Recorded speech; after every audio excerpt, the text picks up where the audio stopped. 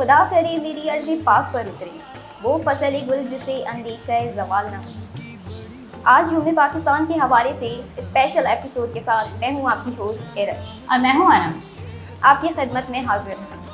यूम पाकिस्तान ये यूँ कहिए कि अल्लामा इकबाल का ख्वाब और कायद आज़म की मेहनत का फल आज के दिन से नज़र आने लगता है। जैसे कि हम सब जानते हैं कि करारदार पाकिस्तान आज के दिन ही मंजूर हुई। आज के दिन ही पाकिस्तान का नाम चौधरी रहमत अली ने पेश किया था और आज के दिन की मुनासिबत से हम जिस शख्सियत से आपको मिलवाने वाले हैं उनका नाम ही उनकी आवाज़ और उनका तारुफ है। आज के स्पेशल एपिसोड के स्पेशल गेस्ट हैं कराची की आवाज़ जनाब सुभान बेग। अस्सलाम वालेकुम सर, कैसे हैं आप? वालेकुम अस्सलाम, मैं बिल्कुल ठीक हूँ, आप बताइए कैसी हैं? अल्हम्दुलिल्लाह ठीक ठाक। सर, आप मोटिवेशनल स्पीकर हैं, ट्रेनर हैं और एंकर पर्सन हैं और भी काफ़ी चीज़ों में आप इंडल्ज रहते हैं, तो कैसे मैनेज करते हैं इतना सब कुछ? भाई इतनी सारी चीज़ें जो आपने मेरे नाम के साथ जोड़ दी, मैं नहीं समझता कि सब कुछ मैं हूँ, तो बस करने की कोशिश करते हैं। और असल में जो बुनियादी चीज़ है ना, वो होता है इंसान का शौक़, कि आप अपने शौक़ के साथ कितने वाबस्ता हैं, कितने कमिटेड हैं, और कोई भी काम जो आप करना चाहते हैं या अल्लाह ने आपको कोई सलाहियत दी है, उसके थ्रू आप किसी की लाइफ के अंदर कोई चेंजिंग, अपने माशरे के अंदर कोई चेंजिंग या अपने माशरे को कोई पॉजिटिव उसका चेहरा सामने लाने के लिए, वो कोशिश करने के लिए आप कितने कमिटेड हैं। सही। अब मीडिया से ताल्लुक़ होना, साथ ही जी एक चीज़ आप मिस कर गई, मैं टीचर भी हूँ, मैं पढ़ाता भी हूँ, टीचिंग प्रोफेशन भी होना, साथ ही उसके साथ जी मोटिवेशनल स्पीकिंग और डिबेटर और बहुत सारी चीज़ें जो चलती रहती हैं। तो शौक़ का कोई मोल नहीं है, यही बात सुनते आए, यही बात किताबों में भी लिखी है, सियानों ने भी कही है। तो ये सारी चीज़ें वाबस्ता है हमारे शौक़ से। आप मीडिया में जाएंगे, बोलना पड़ेगा, आप टीचिंग करेंगे, बोलना पड़ेगा, आप मोटिवेशन किसी को देंगे, बोलना पड़ेगा। और मैं अपने मुतालिक ये कहता हूँ जी कि बचपन से कोई काम हमने किया हो या ना किया हो, एक काम है जो ज़रूर किया है और वो है बोलना। तो बोलते रहें। बहुत सारी जगहों पे मामलात होते हैं, चीज़ें क्लैश होती हैं, ताल्लुक मामलात को बनाना, राहें हमवार करना बड़ा मुश्किल होता है, लेकिन शौक़ है तो कुछ ना कुछ करके चीज़ें मैनेज हो जाती हैं और अल्लाह ताला पूरी करा देता है। सही। सर, आप इलेक्ट्रॉनिक मीडिया से वाबस्ता हैं और पॉलिटिक्स में भी काफ़ी इंटरेस्ट रखते हैं, तो आगे फ्यूचर में कोई पॉलिटिक्स ज्वाइन करने का प्लान है? भाई देखिए, पॉलिटिक्स में मेरा इंटरेस्ट नहीं है, पॉलिटिक्स मेरा जुनून है, मेरा इश्क है। जहाँ मीडिया, जहाँ पब्लिक स्पीकिंग से हद दर्जा मोहब्बत है, वहीं पॉलिटिक्स के साथ भी उतनी मोहब्बत, उतना ही लगाव है। और मुस्तक़बिल में बाकायदा पॉलिटिक्स की तरफ आना है या नहीं आना, ये फैसला तो शायद उसी वक्त हो गया था कि जब हमने पॉलिटिक्स में इंटरेस्ट लेना शुरू किया था। मैं आपके इस जवाब के अंदर एक बात ज़रूर ऐड करना चाहूँगा कि हमारे नौजवानों का एक मजमूई तौर पर ना एक रिवाज बन गया है कि जी सियासत जो है ना, वो है ही गंदी चीज़। सही। सियासत में तो जाना ही नहीं है भाई, बुरे लोग जाते हैं, सिर्फ करप्ट जो लोग हैं वही जा रहे हैं, हर जगह जाके करप्शन करनी है। लेकिन जब तक अच्छे लोग नहीं आएंगे तब तक उस बुराई को साफ नहीं किया जा सकता। उस बुराई को साफ करने के लिए नौजवान को, अच्छी ज़हनियत वाले लोगों को, जो मजहबी एतबार से स्ट्रॉन्ग हो, जो हलाल हराम को समझते हो, जिनकी तरबियत अच्छी हुई, उनको इस मैदान में आकर इसकी सफाई करनी पड़ेगी। अदरवाइज अगर आज कुछ गलाजत फैली हुई है तो वो कल मजीद बढ़ती जाएगी। तो मीडिया अपनी जगह है, लेकिन पॉलिटिक्स के साथ इस वक्त भी मेरी बड़ी गहरी वाबस्तगी है और आने वाले दिनों में इंशाल्लाह ये मजीद गहरी होगी। और उसका मकसद अपनी ज़ात की तामीर नहीं है, अपने बंगले बड़ा करना नहीं है, उसका मकसद सिर्फ यह है कि मेरा वतन, मेरा मुल्क, मेरा शहर, इसके लोग, इनके लिए कोई बेहतरी हो सके। सही। सर, पाकिस्तान डे के हवाले से क्या माइंड में आता है? पाकिस्तान डे के हवाले से क्या माइंड में आता है?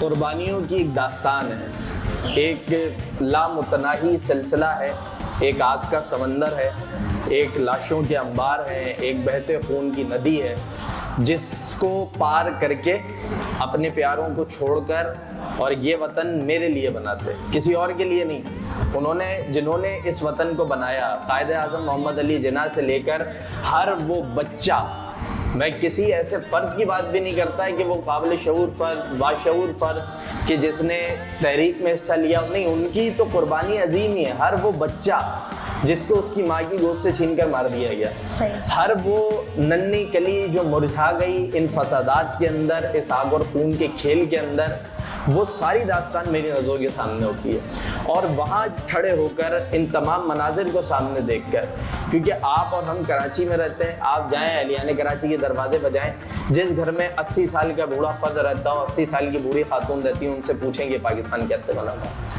ان سب داستانوں کو سامنے رکھتا ہوں پاکستان ڈے کے موقع پر, اور اس موقع پر میں اپنے آپ سے سوال کرتا ہوں کہ انہوں نے تو یہ سب کچھ کر دیا, میں نے کیا کیا. تو ایک گلٹ بھی ہے, ٹھیک ہے, اب ذاتی طور پہ تو کوشش ہے, لیکن اجتماعی طور پر یہ مملکت کہاں جا رہی ہے, وہ گلٹ ہے.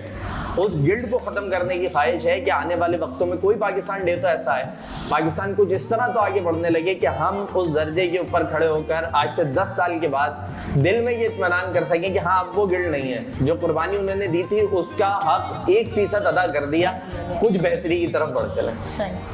قائد اعظم کی تو جدوجہد تھی ہمارے لیے, انہوں نے جو کیا, کیا آپ کو کہیں بھی پورا ہوتا ہوا نظر آ رہا ہے؟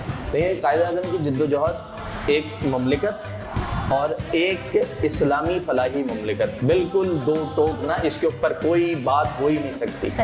اب ہم نے دیکھا ہے کہ کچھ نومولود روشن خیال ہم دیکھتے ہیں, ٹھیک ہے, شاید آپ کو میری بات سے آپ بھی اختلاف کر سکتی ہیں, لیکن اب کوئی کہتا ہے جی قائد اعظم ایک سیکولر اسٹیٹ چاہتے تھے, قائد اعظم پاکستان بنانا ہی نہیں چاہتے تھے, ٹھیک ہے. قائد اعظم نے بالکل کلیئرٹی کے ساتھ یہ بات کہی تھی کہ ایک ایسا خطہ زمین کہ جہاں اسلام کے اصولوں کو ہم نافذ کریں اور دنیا کے لیے ایک فلاحی مملکت کا نمونہ پیش کر دیں, اور کوئی بات کہنے کی ضرورت ہی نہیں ہے, اتنے ان کے بیانات موجود ہیں. قائد اعظم کی سوچ بٹی ہوئی ہے اس کو 2 حصوں کے اندر.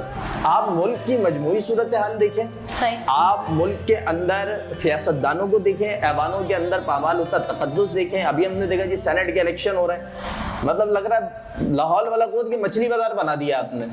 گدھے اور گھوڑے اس طرح نہیں بکتے جس طرح آپ کے ملک کے اندر سیاستدان جو ہے وہ الیکشنز کے اندر ووٹوں کے لیے بک رہا ہوتا ہے. ایک آپ ادھر دیکھیں گے تو آپ کہیں گے نہیں جی بہت مایوسی ہے, قائد اعظم کی سوچ کہیں پوری نہیں ہو رہی.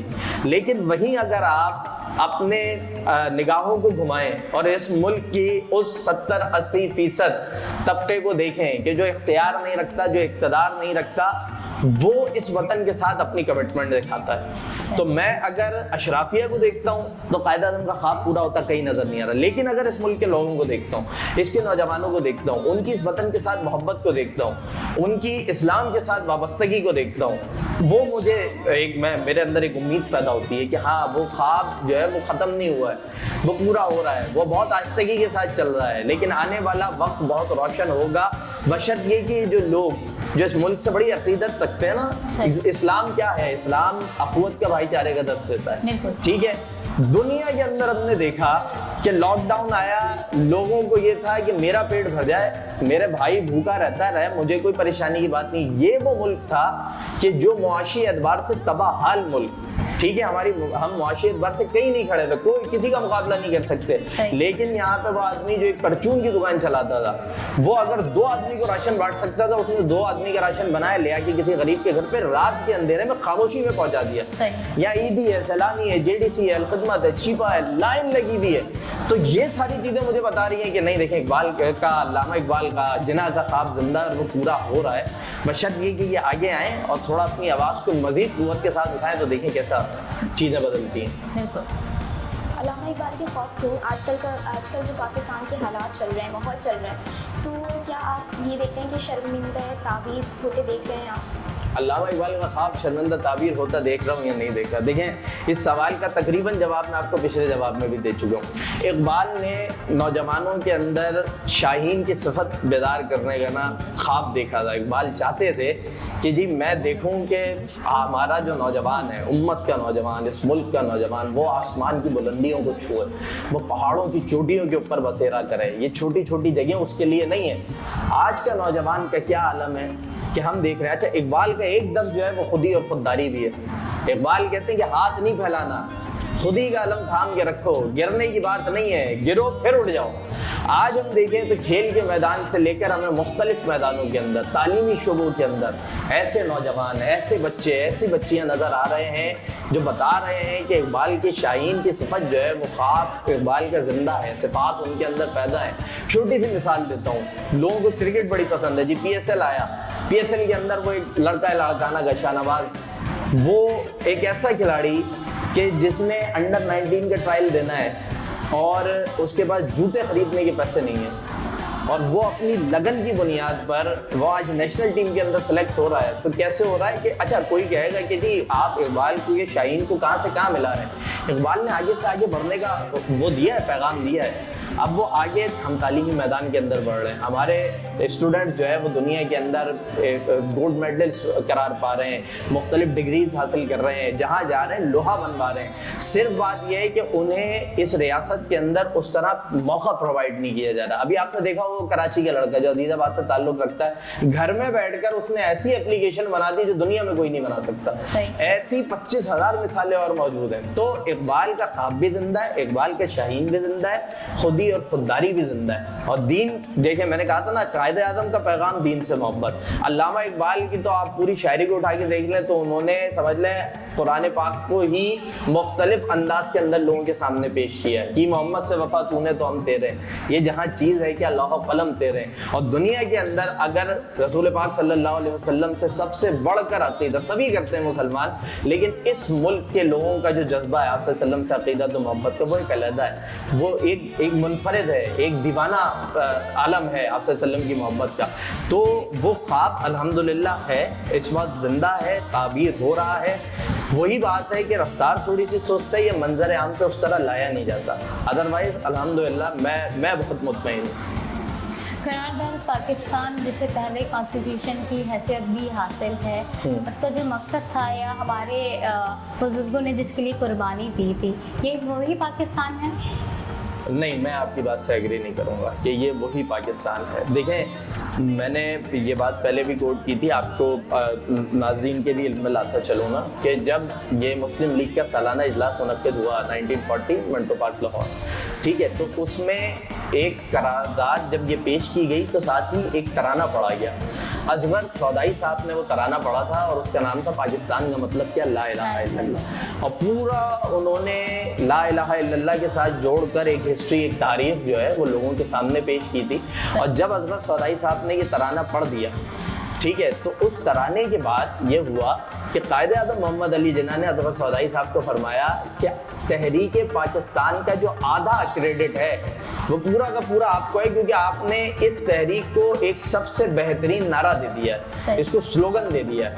ٹھیک ہے, تو لا الہ الا اللہ. اچھا, لا الہ الا اللہ کا جو معاملہ ہے اس میں یہ ہے کہ دیکھیں جغرافیائی تقسیم اس وقت بھی تھی, نسلیں اس وقت بھی تھیں, قبائل اس وقت بھی تھے, زبانیں مختلف اس وقت بھی بولی جاتی تھیں. سندھ میں سندھی بستے تھے, پنجاب میں پنجابی بستے تھے, سرحد میں پٹھان بسا کرتے تھے. یہ ساری قومیتیں بٹی ہوئی تھیں, ٹھیک ہے. ان کو جوڑنے کے لیے اگر کوئی سیکولرزم کا یا کسی اور طرح کا نعرہ لگایا جاتا تو وہ ان سب کو اپنے قریب نہیں لا سکتا تھا. جب نعرہ دین کی بنیاد پر اور آصف وسلم کی محبت کی بنیاد پر لگا تو اس نے ان ساری اکائیوں کو جوڑ کر, ان قومیتوں کو ملا کر, لسانیتوں کو ایک متحد, ایک طاقت بنا دیا. ٹھیک ہے, تو یہ بات تو طے ہے کہ ملک بنا لا الہ الا اللہ کے نام پر. قائد اعظم کے افکار ہوں یا اس ساری تحریک میں قربانیاں دینے والوں کے خیالات, مقصد صرف یہ تھا کہ اس دنیا کے اندر, کیونکہ ہم دیکھ رہے ہیں نا کہ دنیا میں کہیں بھی ہمیں اسلامی قوانین کا نفاذ نہیں ملتا. مدینے کی ریاست کے اندر رسول پاک صلی اللہ علیہ وسلم نے جب وہاں پہ اسلامی قوانین نافذ کیے تو ایک مثالی مملکت بن گئی. اور دنیا دیکھ کے حیران ہو گئی کہ دیکھیں کہ کیا ایک منفرد چیز دنیا کے سامنے آئی ہے. تو اس مملکت کو بنانے کا مقصد بھی یہ تھا کہ یہاں اسلامی قوانین نافذ ہوں گے. آپ نے مسجد بنائی, بہت اچھی بات ہے. آپ نے مدارس بنائے, آپ کو دین کی آزادی ہے, آپ عید کی نماز پڑھتے ہیں, آپ کو کوئی نہیں روکتا, آپ قربانی کرتے, کوئی آ کے آپ کو آپ کے گھر سے اٹھا کر نہیں لے کے جاتا, کوئی آ کے اعلان نہیں کرواتا کہ کل جو ہے وہ تمہیں قربانی نہیں کرنی جی, گائے ذبح نہیں ہونی چاہیے. یہ سب کچھ ہے, آپ کو آزادی ہے, لیکن جو مقصد ہے وہ یہ ہے اسلامی قوانین کا نفاذ, وہ پورا نہیں ہوا. ہم نے آئین کے اندر تو شامل کر دیا جی, اللہ جی سب سے بڑا ہے, لیکن امپلیمنٹ کہاں ہے؟ ملک کے اندر زنا بڑھ رہا ہے, آپ کسی کو سنسار کرنے کو تیار نہیں ہے, کرپشن ہوئے پہ ہوئے چلی جا رہی ہے, آپ کسی کو اس پہ سزا جو ہے وہ دینی قوانین کے مطابق دینے کو تیار نہیں ہے. تو جب تک قوانین نافذ نہیں ہوں گے تب تک اس مملکت کے قیام کا مقصد پورا نہیں ہو سکے گا. ساتھ ہی صرف مقصد نہیں, رسول پاک صلی اللہ علیہ وسلم اور اللہ سے جو وعدہ کر کے یہ ملک بنایا تھا وہ وعدہ بھی ابھی تک ادھورا ہے. تو اس وعدے کو بھی پورا کرنے کے لیے ان قوانین کو دیکھیں نا, معیشت روتے رہتے ہیں جی, ڈالر اوپر جا رہا ہے, ہم نیچے جا رہے ہیں, ٹھیک ہے جی جا رہا ہے, ارے بھائی کیوں جا رہا ہے؟ وجہ کیا ہے؟ وجہ یہ ہے کہ آپ نے پوری معیشت کو اٹھا کے سود پہ کھڑا کر دیا. صحیح. اسلام نے کہا جی آپ حیا کو کلچر بنائے, آپ نے حیا کو سب کو بلایا, اور اس کے بعد آپ جس دوڑ کے اندر لگ گئے کون نہیں جانتا, تو سب کے نتیجے میں یہی ہوگا. اب وہ سب آزما کے دیکھ لیا, یورپ کی تقلید کر لی, اب ایک بار آپ دینی قوانین کو آپ امپلیمنٹ کریں, اس کے بعد آپ چینجنگ دیکھیں, اور تبھی ایک قائد کا خواب جو ہے وہ پورا ہوا. سر آج یوم پاکستان کے حوالے سے نوجوانوں کو, بچوں کو آپ مطلب جو پاکستان کا فیوچر ہے, کیا کہنا چاہیں گے آپ؟ دیکھیں, میں کوئی بہت گاڑے الفاظ کے پیراہن میں لپیٹ کے کوئی بات کرنے کا نہ عادی ہوں نہ قائل ہوں کہ کوئی ایسی بات آپ کبھی بھی نہ کریں جو سامنے والے کی سمجھ میں ہی نہ آئے. آپ کو ہمیشہ بات وہ کرنی چاہیے سامنے سننے والے کے ذہن میں اترے, اس کے دل میں چلی جائے. دیکھیں 3 پہچان ہے ہماری. پہلی یہ ہے کہ ہم مسلمان ہیں, دوسری یہ ہے کہ ہم پاکستانی ہیں, اور تیسری یہ ہے کہ آپ کے جو گھر والے ہیں, آپ کے رشتہ دار ہیں, آپ کے جو والد ہیں, ان کا نام آپ کے ساتھ جڑا ہوا ہے. زندگی کے اندر جہاں بھی چلے جائیں اس بات کو یاد رکھیں, آسمان کی بلندی ہو یا زمین کی گہرائی ہو, تمہارا رب, تمہارا اللہ تمہیں دیکھ رہا ہے, اور تمہاری کوئی چیز اس سے پوشیدہ نہیں ہے. کوئی چیز بھی نہ اس سے پوشیدہ نہیں ہے, اسے آپ چھپا ہی نہیں سکتے. دوسری چیز یہ کہ آپ دنیا میں جہاں بھی جائیں گے, آپ کا نام جو بھی ہو, آپ کے باپ کا نام جو بھی, آپ کو کوئی نہیں جانتا. ایک یہ کہ آپ کا پاسپورٹ, اور دوسرا یہ کہ آپ کا دین, آپ کا اسلام, آپ کی اللہ رب العالمین کے ساتھ تعلق, یہ آپ کی پہچان بنتا ہے. تو کوئی عمل ایسا نہیں ہونا چاہیے کہ جس کے طفیل آپ کے ملک کا سر خم ہو, اور جس کے طفیل آخرت میں. دیکھیں جواب دہی کا جو تصور دیا ہے نا اسلام نے, وہ اسی لیے دیا ہے کہ انسان چھوٹے سے لے کر بڑے سے بڑے گناہ سے بچ جاتا ہے, ہر چیز سے انسان محفوظ ہو سکتا ہے. تو اس بات کو ذہن میں رکھیں کہ اگر میں 1 روپے کی بھی چوری کر رہا ہوں, یا میں کروڑوں اربوں روپے کا بھی غبن کر رہا ہوں, تو یہاں میں بچ جاؤں گا جی, میرے بڑے تعلقات ہیں, بڑی سفارشات ہو جائیں گی میری, میں کیس بدل کے رکھ دوں گا. لیکن جب آخرت میں اللہ کے سامنے کھڑے ہوں گے تو کوئی سفارش نہیں ہے, کوئی آپ کے لیے معاملات تبدیل نہیں ہوں گے, کوئی فائلوں میں رد و بدل نہیں ہوگا. جو الٹے ہاتھ پہ بیٹھے ہوئے فرشتے نے آپ کے لیے نوٹ کر دیا ہے وہ سامنے آ جائے گا, اور اس کے بعد پھر جزا ہے اور پھر سزا ہے. ایک تصور اور ہے کہ بھائی اللہ بڑا بخشنے والا ہے, بڑا غفور الرحیم ہے, وہ تو معاف کر دے گا, جو چاہے وہ کر لو. لیکن ایسا نہیں ہے. آپ اپنے کسی بھائی کو دکھ دیتے ہیں, تکلیف دیتے ہیں, اس کا حق مارتے ہیں, تو اللہ اگر مجھ سے 70 ماؤں سے بڑھ کے محبت کرتا ہے نا, تو اس سے بھی کرتا ہے. تو وہ انصاف کرے گا, وہ اس کو تکلیف میں چھوڑ کے تمہاری تکلیف کم نہیں کرے گا. تو جواب دے کے تصور رکھیں, دین سے, اس ملک سے محبت کریں, اور اس کی خدمت کریں, چھوٹے سے چھوٹے درجے پہ کریں. کیا ہے, قانون نہ توڑیں, کہیں چور دروازے تلاش نہ کریں, پیپر پہ کرنے بیٹھے نقل نہ کریں, کوئی تعلقات ہو ناجائز استعمال نہ کریں. صرف ان 3-4 چیزوں کو سنبھال لیا نا, پھر دیکھیں آپ کیسے بدلتے ہیں معاملات. چلے کافی سیریس باتیں ہو گئی, اب جلدی ایک رینڈم فیکٹس کے اوپر جو ہے وہ ریپڈ فائر راؤنڈ جو ہے وہ کر لیتے ہیں, اور اس پہ بات کرتے ہیں. ریپڈ فائر بھی بڑا خطرناک ہوتا ہے, چلیں کر لیں آپ, کون روکے گا. Are you ready for it? ہر دم تیار ہیں, بے فکر ہیں. اوکے. قرارداد پاکستان کہاں منظور ہوئی؟ قرارداد پاکستان جی لاہور میں منظور ہوئی. پاکستان کا نام کس نے تجویز؟ آپ نے خود ہی ابتدا میں بتا دیا تھا, چودھری رحمت علی صاحب نے تجویز کیا تھا.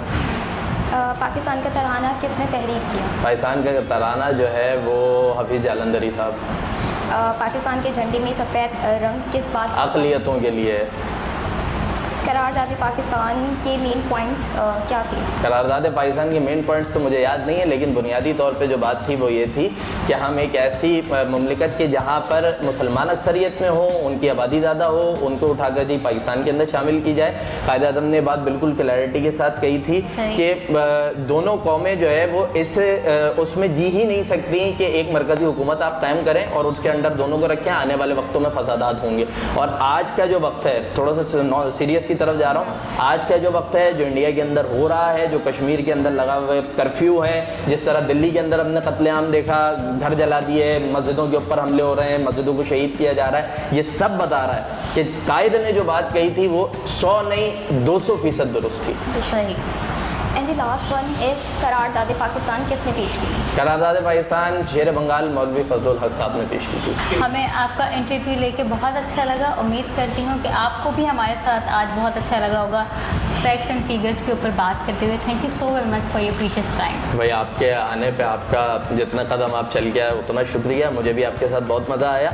और एक चीज़ आपके जो प्रोग्राम की ख़ास बात थी वो ये थी कि अब तक हम देखते हैं कि जी रैपिड फायर जो होता है उसमें अमूमन बहुत ही कोई बेरब्त किस्म के सवालात होते हैं कि जो बात खेत की हो रही होती है वो खलियान के सवालात कर लिए जाते हैं, लेकिन आप लोगों ने रैपिड फायर के अंदर जिस तरह मौके की मुनासबत से सवालात किए उसने एक तरफ ये भी एहसास दिलाया है कि भाई जनरल नॉलेज मजबूत रखनी चाहिए वरना बेइज्जती हो सकती है। तो चले जी, बहुत शुक्रिया आप लोगों का, thank you so very much. आदाब अर्ज़ जी, मैं हूं मिर्ज़ा सुभान बेग। आपसे मुखातिब होने का मकसद ये है कि टीम मेरी कामयाबी बहुत अच्छा काम कर रहे हैं। मुल्क के ऐसे चेहरे कि जो शायद बड़े बड़े लोग जो काम नहीं कर पाते लेकिन वो छोटी सी कैपेसिटी में रहकर महदूद मसाइल होने के बावजूद उस काम को कर रहे हैं, मुल्क की, मुआशरे की, इस कौम की फलाह बहबूद के लिए अपना हिस्सा मिला रहे हैं। और टीम मेरी कामयाबी का कमाल ये है कि ये उन फेसेस को सामने ला रहे हैं। ये नहीं अप्रोच कर रहे भाई किसी पॉलिटिशियन को, ये नहीं जा रहे किसी डीसी वीसी के पास के जी बड़े फर्द के पास चले जाएंगे, कोई उससे राब्ते बन जाएंगे, नहीं, छोटे छोटे जो लोग हैं उनके पास जा रहे हैं, उनको आगे ला रहे हैं, उनकी कामयाबी और उनकी स्ट्रगल आपके सामने लेकर आ रहे हैं। तो आपसे कोशिश ये है कि टीम मेरी कामयाबी को सपोर्ट करें। यूट्यूब पर इनका जो चैनल है उसको सब्सक्राइब कर लें, फेसबुक के ऊपर जो है वो पेज को लाइक कर दें, इंस्टा पे भी फॉलो करें और बहुत सारी बेस्ट विशेस आप लोगों के लिए, और इसी तरह पाकिस्तान की कामयाबी में अपना हिस्सा मिलाते रहें।